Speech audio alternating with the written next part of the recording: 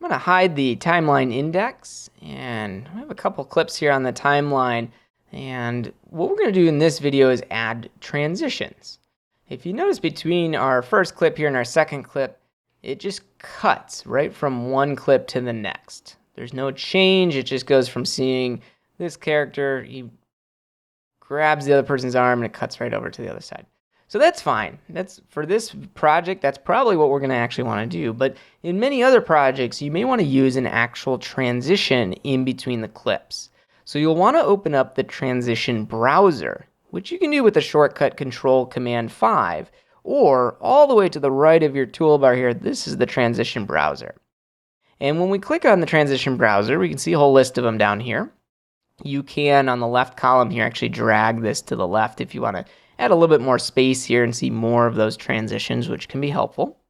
You can use the left column here to navigate between different types of transitions, which includes third-party plugins. If you've added some of those, say in my system here, I have FX Factory Pro installed, so I'm seeing those transitions.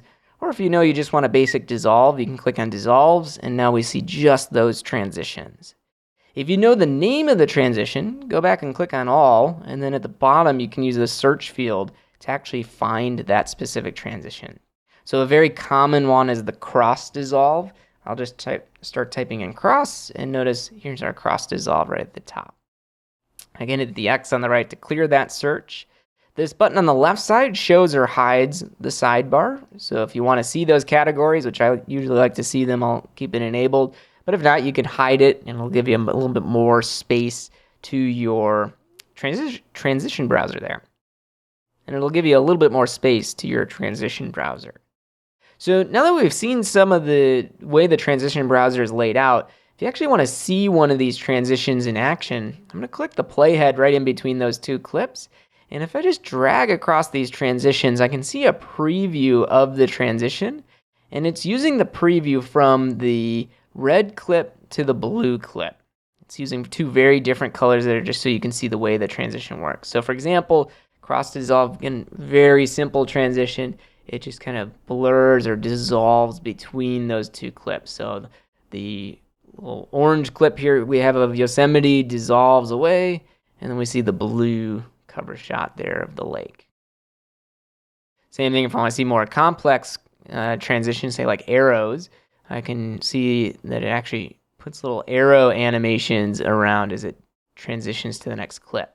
So if I wanted to use one of these, let's say arrows, I'll just click and drag this transition in between the two clips and drop it, and it's added it. If I hit the spacebar, I can play it. No. Really? Very distracting transition with the arrows there.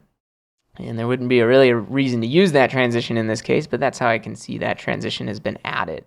I can click on the transition and hit delete to remove that. And I can go over, maybe I want to use the cross dissolve. I'll click and drag that one in place. Play it. Really? Still doesn't really work for this scene here, but we get the idea that it dissolves between the two clips. So if you want to use that type of a transition, you can definitely do that as well.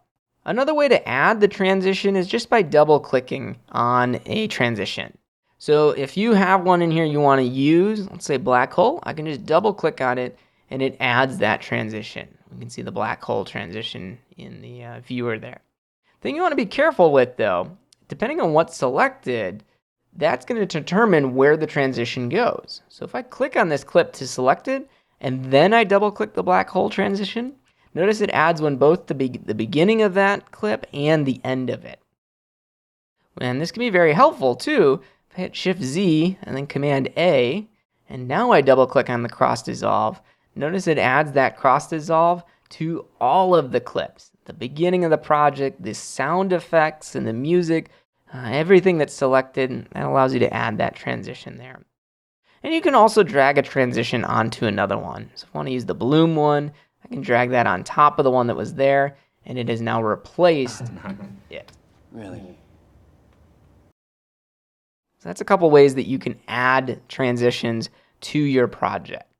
And then lastly, I want to talk about this little menu that's at the top right. It says installed transitions versus just transitions in the Overtime library. For the purposes of this course, you always want this set to installed transitions. This will show you everything that's installed on your Mac here. And if you have third-party transitions like we saw here with the FX Factory Pro, you can certainly go into apps like that to download and install third-party transitions, ones that are not developed by Apple and Final Cut. That's the way for you to install those third-party transitions, and you can definitely use apps like that to add them to your system, but they will show up here in the transitions browser.